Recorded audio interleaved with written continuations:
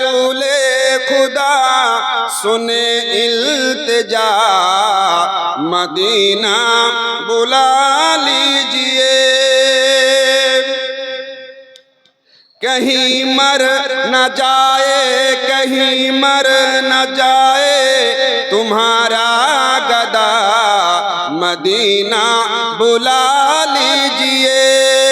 ऐ रसूले खुदा सुने इल्तिजा, मदीना बुला लीजिए। बड़ी बेकसी है, बड़ी बेकरारी, न कट जाए आका यूं ही उम्र सारी।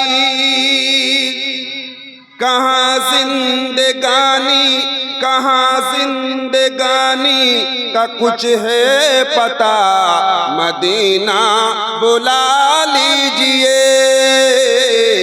मदीना बुला लीजिए।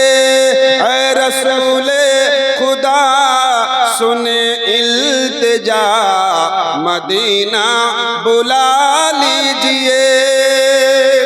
मुअज्जज सामीन इकराम, আল্লাহর কোরআন ঘোষণা করে ইন্নাদ-দীনা ইনদাল্লাহিল ইসলাম, সবচাইতে পছন্দনীয় ধর্ম, মনোনীত ধর্ম আল্লাহর কাছে ইসলাম। আজকে আমরা মুসলমান, আমরা যেন সঠিক ইসলামের কাজ করতে পারি।